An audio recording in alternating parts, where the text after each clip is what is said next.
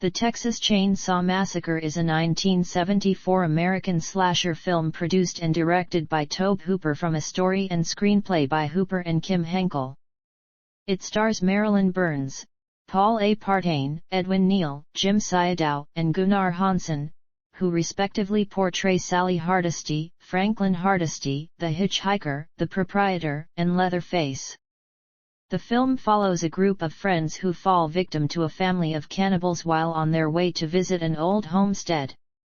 The film was marketed as being based on true events to attract a wider audience and to act as a subtle commentary on the era's political climate.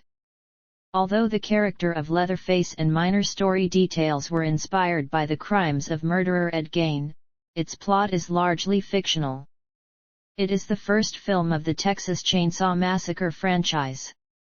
Hooper produced the film for less than $140,000 and used a cast of relatively unknown actors drawn mainly from Central Texas, where the film was shot. The limited budget forced Hooper to film for long hours 7 days a week, so that he could finish as quickly as possible and reduce equipment rental costs. Due to the film's violent content, Hooper struggled to find a distributor, but it was eventually acquired by Louis Perrineau of Bryanston Distributing Company. Hooper limited the quantity of on-screen gore in hopes of securing a PG rating, but the Motion Picture Association of America rated it R. The film faced similar difficulties internationally. The Texas Chain Saw Massacre was banned in several countries, and numerous theaters stopped showing the film in response to complaints about its violence. While it initially drew a mixed reception from critics, it was highly profitable, grossing over $30 million at the domestic box office, equivalent with roughly over $150.8 million as of 2019, selling over 16.5 million tickets in 1974. It has since gained a reputation as one of the best and most influential horror films. It is credited with originating several elements common in the slasher genre, including the use of power tools as murder weapons, the characterization of the killer as a large, hulking, faceless figure, and the killing of victims. It led to a franchise that continued the story of Leatherface and his family through sequels, prequels, a remake, comic books, and video games. Plot. In the early hours of August 18, 1973, a grave robber steals several remains from a cemetery near Newt, Muerto County, Texas. The robber ties a rotting corpse and other body parts onto a monument, creating a grisly display which is discovered by a local resident as the sun rises. Driving in a van, 5 young people take a road trip through the area: Sally Hardesty, Jerry, Pam, Kirk, and Sally's handicapped brother Franklin. They stop at the cemetery to check on the grave of Sally and Franklin's grandfather, which appears undisturbed. As the group drive past a slaughterhouse, Franklin recounts the Hardesty family's history with animal slaughter. They pick up a hitchhiker who says that his own family also has experience with animal slaughter. When the group refuse to pay the hitchhiker for a photograph, he attacks Franklin and smears a bloody symbol on the side of the van as he is ejected. Low on gas, the van stops at a station whose proprietor says that no fuel is available. The group explore a nearby abandoned house, owned by the Hardesty family. Kirk and Pam leave the others behind, planning to have sex. They discover another nearby house, running gas-powered generators. Hoping to barter for gas, Kirk enters the house. A large man wearing a mask made of skin attacks Kirk with a hammer, killing him. When Pam enters the house, she finds its living room strewn with human and animal bones. The man grabs her, impales her on a meat hook, and starts up a gas-powered chainsaw to dismember Kirk's body as Pam watches. In the evening, Jerry searches for Pam and Kirk. When he enters the other house, he finds Pam's nearly dead, spasming body in a chest freezer. The masked man kills Jerry with a hammer. At night, Sally and Franklin start towards the other house. The masked man ambushes them, killing Franklin with the chainsaw. The man chases Sally into the house, where she finds a very old, seemingly dead man and a woman's rotting corpse. The man chases Sally back to the gas station and vanishes. The station's proprietor comforts Sally for a moment, after which he beats and subdues her, loading her into his pickup truck. The proprietor drives to the other house, and the hitchhiker appears. The proprietor scolds him for his actions at the cemetery, identifying the hitchhiker as the grave robber. As they enter the house, the masked man reappears, dressed in women's clothing. The proprietor identifies the masked man and the hitchhiker as brothers, and the hitchhiker refers to the masked man as Leatherface. The two brothers bring the old man Grandpa down the stairs and cut Sally's fingers so that Grandpa can suck her blood. Sally faints. The next morning, Sally regains consciousness. The men taunt her and bicker with each other, resolving to kill her with a hammer. They try to include Grandpa in the activity, but Grandpa's grip is weak, and he drops the hammer repeatedly. Sally breaks free and runs onto a road in front of the house, pursued by the brothers. An oncoming truck accidentally runs over the hitchhiker, killing him. The truck driver attacks Leatherface with a large wrench, injuring him, and escapes on foot. Sally, covered in blood, flags down a passing pickup truck and climbs into the bed, narrowly escaping Leatherface. As the pickup drives away, Sally laughs giddily. Leatherface flails his chainsaw in frustration as the sun rises.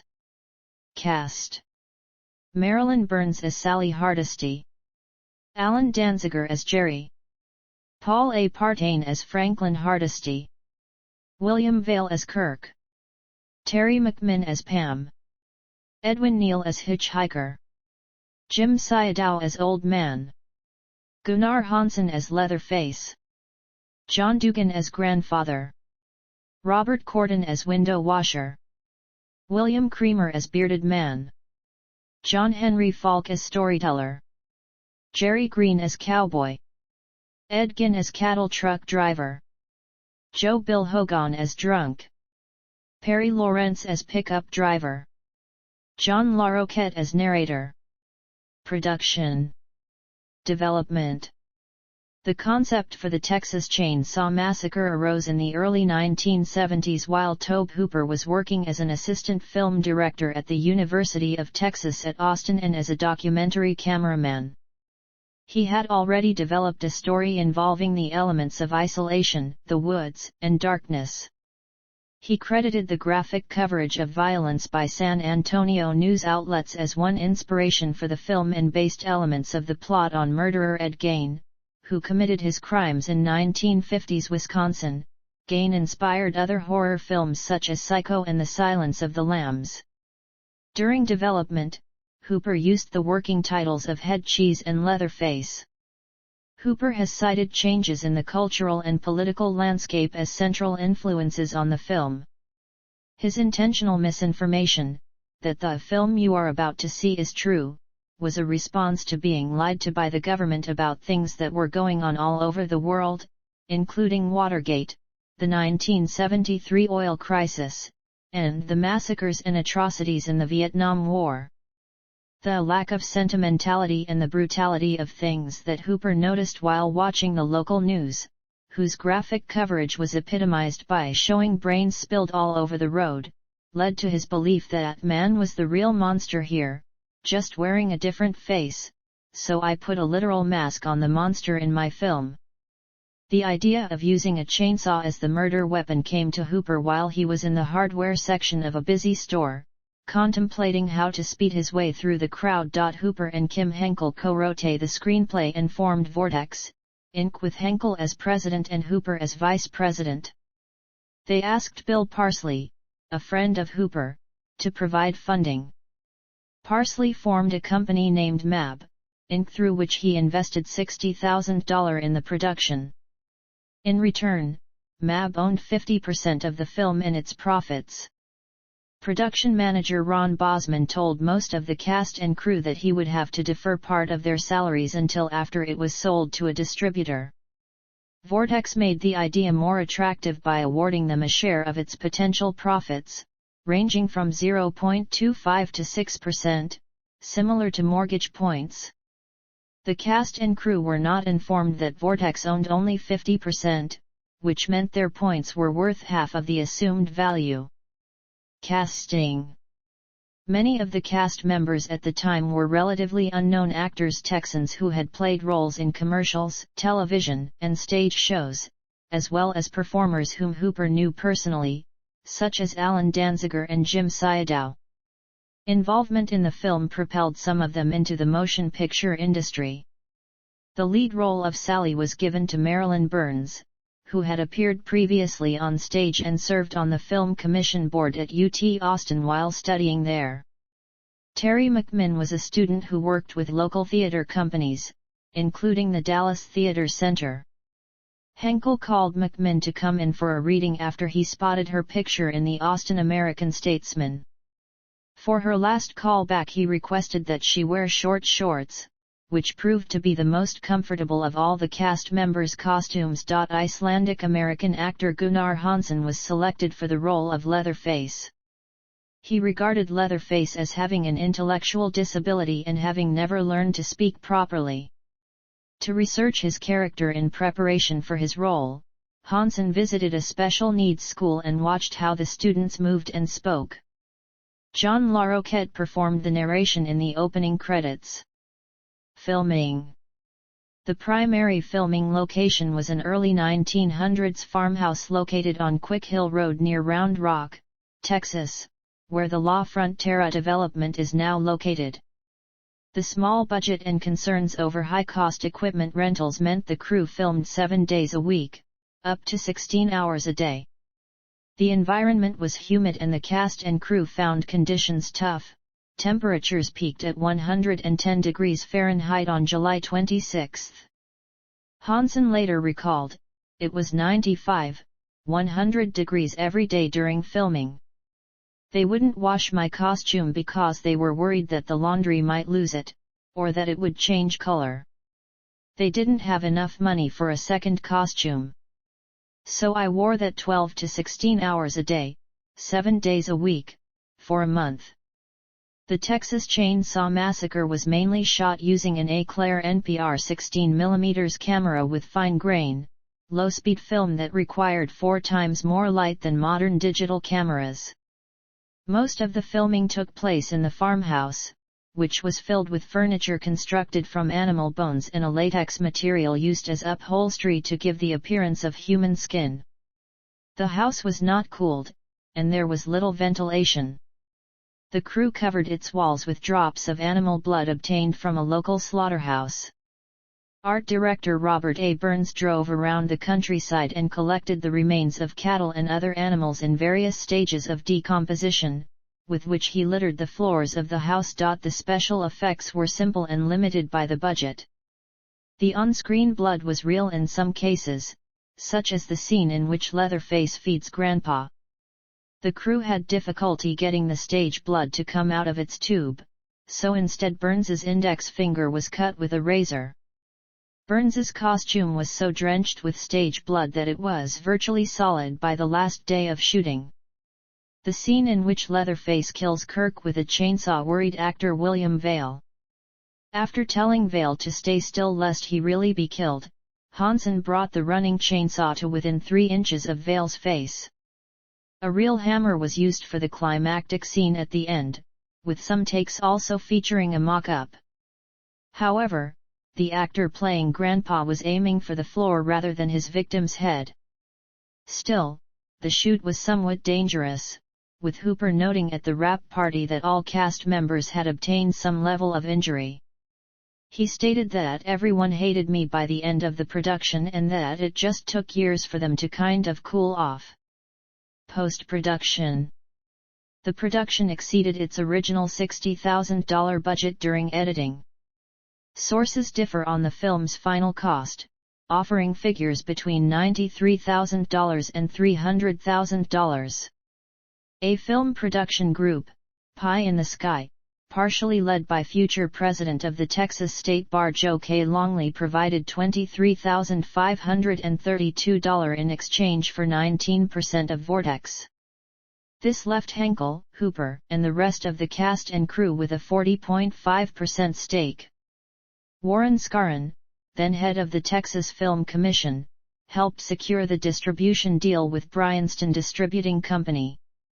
David Foster, who would later produce the 1982 horror film The Thing, arranged for a private screening for some of Bryanston's West Coast executives, and received 1.5% of Vortex's profits and a deferred fee of $500. On August 28, 1974, Louis Pereno of Bryanston agreed to distribute the film worldwide, from which Bosman and Scarron would receive $225,000 and 35% of the profits. Years later Bosman stated, "We made a deal with the devil, and I guess that, in a way, we got what we deserved." They signed the contract with Bryanston and, after the investors recouped their money and after Scarron, the lawyers, and the accountants were paid, only $8,100 was left to be divided among the 20 cast and crew members. Eventually the producers sued Bryanston for failing to pay them their full percentage of the box office profits. A court judgment instructed Bryanston to pay the filmmakers $500,000, but by then the company had declared bankruptcy. In 1983 New Line Cinema acquired the distribution rights from Bryanston and gave the producers a larger share of the profits. Release: The Texas Chain Saw Massacre premiered in Austin, Texas, on October 1, 1974, almost a year after filming concluded. It screened nationally in the United States as a Saturday afternoon matinee, and its false marketing as a true story helped it attract a broad audience.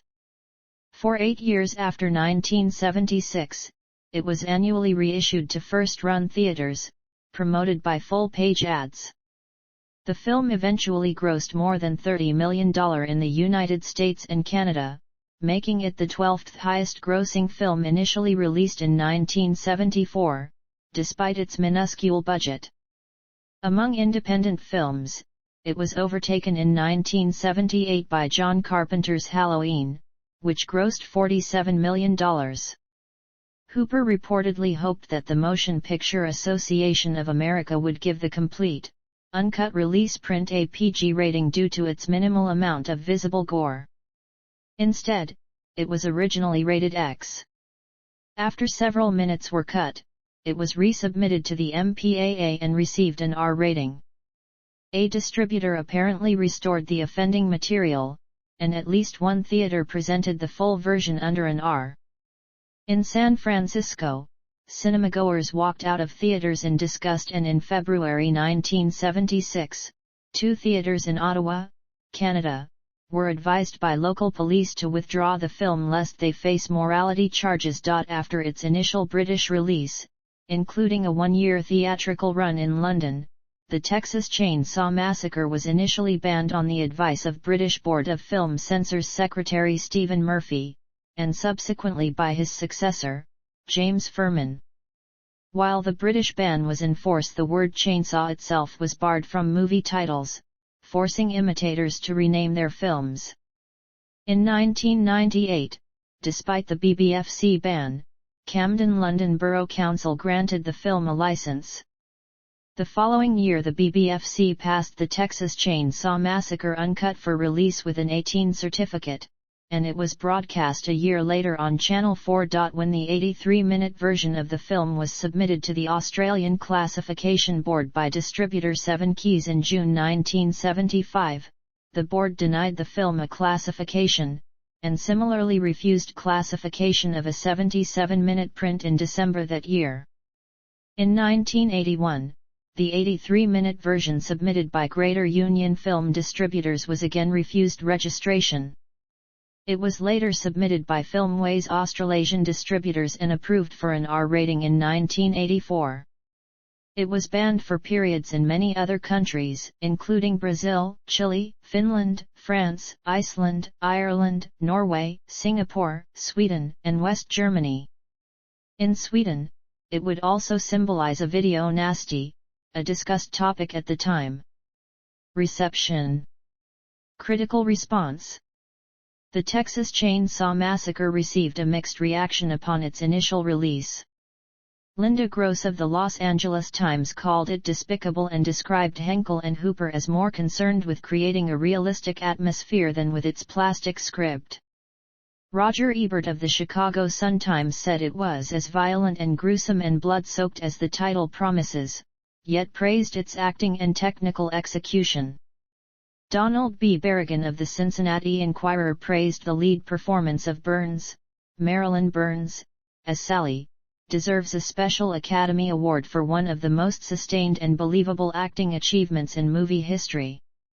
Patrick Taggart of the Austin American-Statesman hailed it as the most important horror film since George A. Romero's Night of the Living Dead.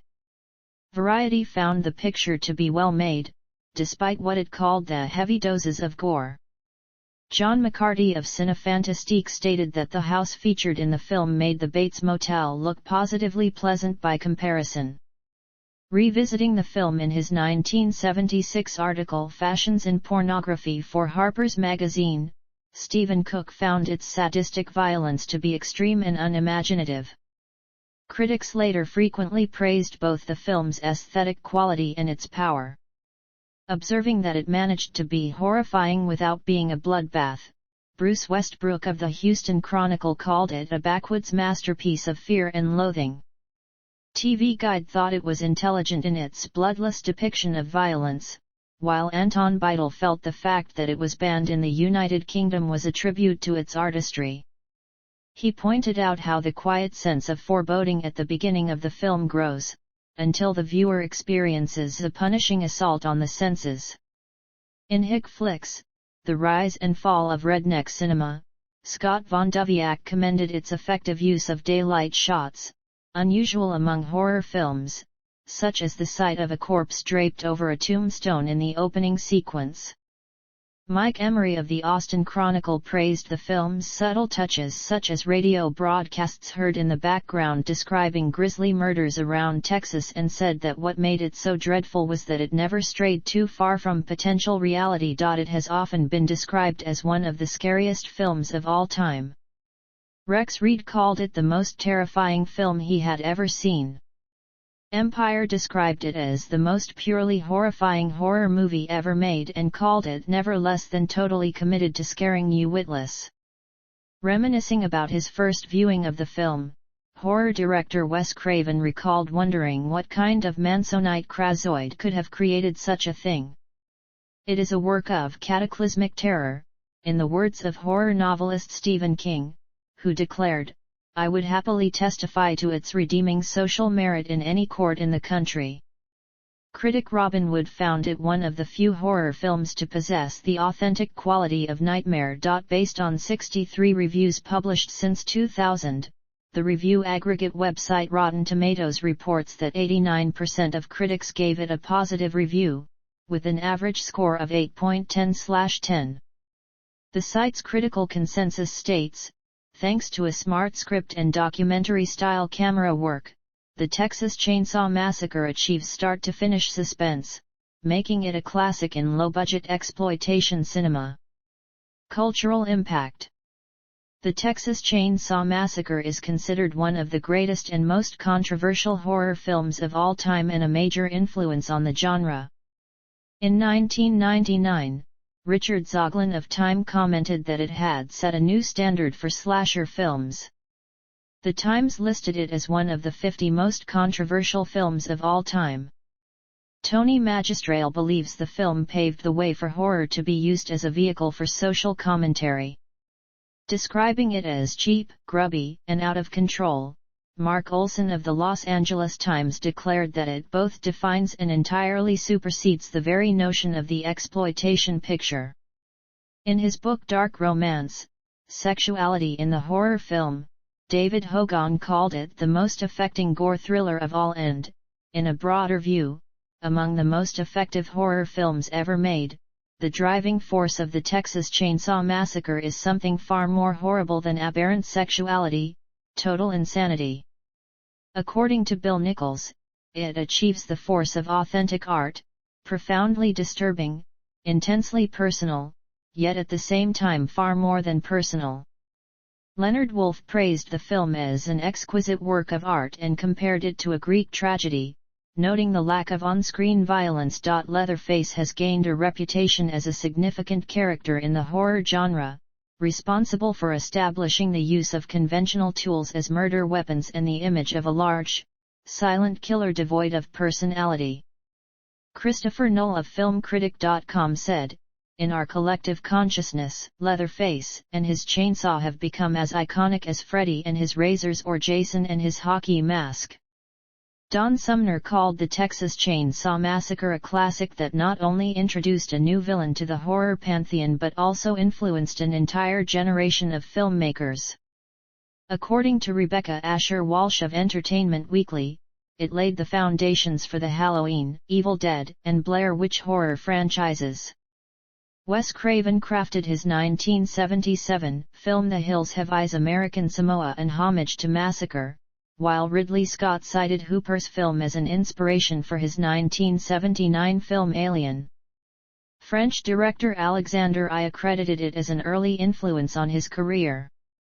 Horror filmmaker and heavy metal musician Rob Zombie sees it as a major influence on his work, including his films House of 1000 Corpses and The Devil's Rejects. The Texas Chain Saw Massacre was selected for the 1975 Cannes Film Festival Directors Fortnight and London Film Festival. In 1976, it won the Special Jury Prize at the Avoriaz Fantastic Film Festival in France. Entertainment Weekly ranked the film 6th on its 2003 list of the top 50 cult films. In a 2005 Total Film poll, it was selected as the greatest horror film of all time. It was named among Time's top 25 horror films in 2007. In 2008 the film ranked number 199 on Empire magazine's list of the 500 greatest movies of all time. Empire also ranked it 46th in its list of the 50 greatest independent films. In a 2010 Total Film poll, it was again selected as the greatest horror film. The judging panel included veteran horror directors such as John Carpenter, Wes Craven, and George A. Romero. In 2010, as well, The Guardian ranked it number 14 on its list of the top 25 horror films.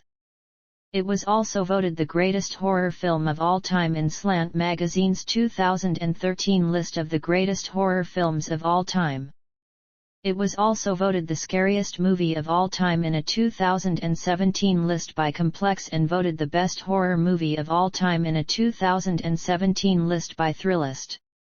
It was also voted the scariest movie of all time in a 2018 list by Consequence of Sound and voted the best horror movie of all time in a 2018 list by Esquire. The Texas Chain Saw Massacre was inducted into the Horror Hall of Fame in 1990, with director Hooper accepting the award, and it is part of the permanent collection of New York City's Museum of Modern Art.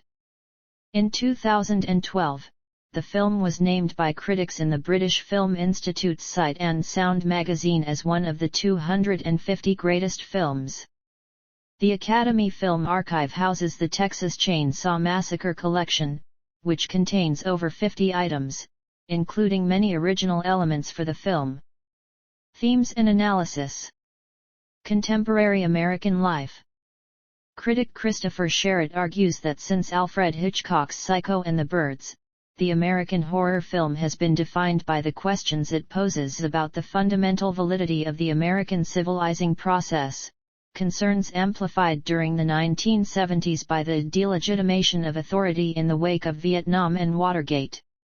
If Psycho began an exploration of a new sense of absurdity in contemporary life, of the collapse of causality and the diseased underbelly of American Gothic, he writes, the Texas Chain Saw Massacre carries this exploration to a logical conclusion, addressing many of the issues of Hitchcock's film while refusing comforting closure. Robin Wood characterizes Leatherface and his family as victims of industrial capitalism, their jobs as slaughterhouse workers having been rendered obsolete by technological advances. He states that the picture brings to focus a spirit of negativity that seems to lie not far below the surface of the modern collective consciousness. Naomi Merritt explores the film's representation of cannibalistic capitalism in relation to Georges Bataille's theory of taboo and transgression. She elaborates on Wood's analysis, stating that the Sawyer family's values reflect, or correspond to, established and interdependent American institutions, but their embodiment of these social units is perverted and transgressive. In Kim Newman's view, Hooper's presentation of the Sawyer family during the dinner scene parodies a typical American sitcom family.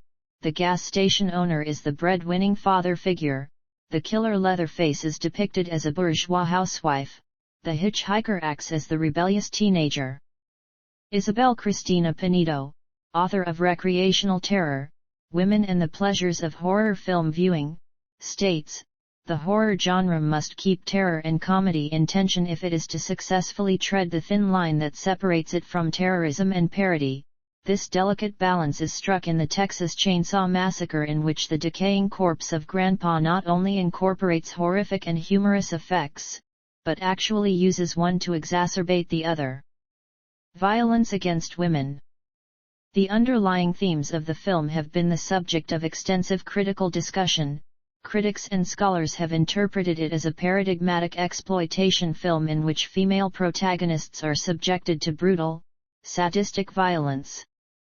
Stephen Prince comments that the horror is born of the torment of the young woman subjected to imprisonment and abuse amid decaying arms, and mobiles made of human bones and teeth. As with many slasher films, it incorporates the final girl trope, the heroine an inevitable lone survivor who somehow escapes the horror that befalls the other characters. Sally Hardesty is wounded and tortured, yet manages to survive with the help of a male truck driver.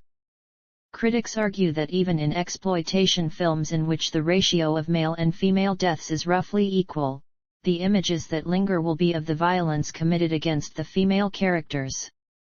The specific case of the Texas Chain Saw Massacre provides support for this argument. 3 men are killed in quick fashion, but 1 woman is brutally slaughtered, hung on a meat hook, and the surviving woman endures physical and mental torture. In 1977, critic Mary McKee described the meat hook scene as probably the most brutal on-screen female death in any commercially distributed film.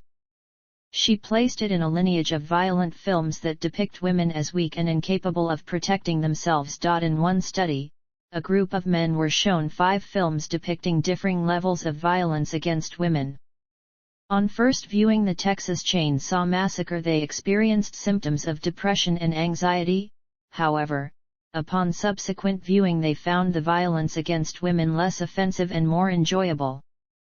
Another study, investigating gender-specific perceptions of slasher films, involved 30 male and 30 female university students. One male participant described the screaming, especially Sally's, as the most freaky thing in the film. According to Jesse Stommel of Bright Lights Film Journal, the lack of explicit violence in the film forces viewers to question their own fascination with violence that they play a central role in imagining. Nonetheless, citing its feverish camera moves, repeated bursts of light, and auditory pandemonium, Stommel asserts that it involves the audience primarily on a sensory rather than an intellectual level. Vegetarianism. The Texas Chain Saw Massacre has been described as the ultimate pro-vegetarian film due to its animal rights themes. In a video essay, film critic Rob Ager describes the irony in humans being slaughtered for meat, putting humans in the position of being slaughtered like farm animals. Director Tobe Hooper has confirmed that it's a film about meat and even gave up meat while making the film, saying, "In a way I thought the heart of the film was about meat, it's about the chain of life and killing sentient beings." Writer-director Guillermo del Toro became a vegetarian for a time after seeing the film. Post-release. The Texas Chain Saw Massacre has appeared on various home video formats. In the U.S., it was first released on videotape and CD in the early 1980s by Wizard Video and Vestron Video. The British Board of Film Classification had long since refused a certification for the uncut theatrical version, and in 1984 they also refused to certify it for home video, amid a moral panic surrounding video nasties. After the retirement of BBFC director James Furman in 1999, the board passed the film uncut for theatrical and video distribution with an 18 certificate, almost 25 years after the original release. The Texas Chain Saw Massacre was initially released on DVD in October 1998 in the United States, May 2000 in the United Kingdom and 2001 in Australia. In 2005 the film received a 2K scan and full restoration from the original 16mm A/B rolls, which was subsequently released on DVD and Blu-ray. In 2014 a more extensive 4K restoration, supervised by Hooper, using the original 16mm A/B reversal rolls, was carried out. After a screening in the Director's Fortnight section of the 2014 Cannes Film Festival, this was also released on DVD and Blu-ray worldwide. Dark Sky Films' US 40th Anniversary Edition was nominated for Best DVD/BD Special Edition release at the 2015 Saturn Awards. In 1982, shortly after the Texas Chain Saw Massacre established itself as a success on US home video, Wizard Video released a mass-market video game adaptation for the Atari 2600. In the game, the player assumes the role of Leatherface and attempts to murder trespassers while avoiding obstacles such as fences and cow skulls. As one of the first horror-themed video games, the Texas Chain Saw Massacre caused controversy when it was first released due to its violent nature. It sold poorly as a result, because many game stores refused to stock it. The film has been followed by 8 other films to date, including sequels, prequels and remakes. The first sequel, The Texas Chain Saw Massacre 2, was considerably more graphic and violent than the original and was banned in Australia for 20 years before it was released on DVD in a revised special edition in October 2006. Leatherface, The Texas Chain Saw Massacre 3 was the second sequel to appear, though Hooper did not return to direct due to scheduling conflicts with another film, Spontaneous Combustion. Texas Chain Saw Massacre, The Next Generation, starring Renee Zellweger and Matthew McConaughey, was released in 1995. While briefly acknowledging the events of the preceding 2 sequels, its plot makes it a virtual remake of the 1974 original. A straight remake, The Texas Chain Saw Massacre, was released by Platinum Dunes and New Line Cinema in 2003. It was followed by a prequel, The Texas Chain Saw Massacre, The Beginning, in 2006. A 7th film, Texas Chainsaw 3D, was released on January 4, 2013. It is a direct sequel to the original 1974 film, with no relation to the previous sequels, or the 2003 remake. Another prequel, Leatherface, was released exclusively to DirecTV on September 21, 2017, before receiving a wider release on video on demand and in limited theaters, simultaneously, in North America on October 20, 2017. Another sequel, Texas Chain Saw Massacre, was released exclusively on Netflix on February 18, 2022. See also: List of American films of 1974. Notes.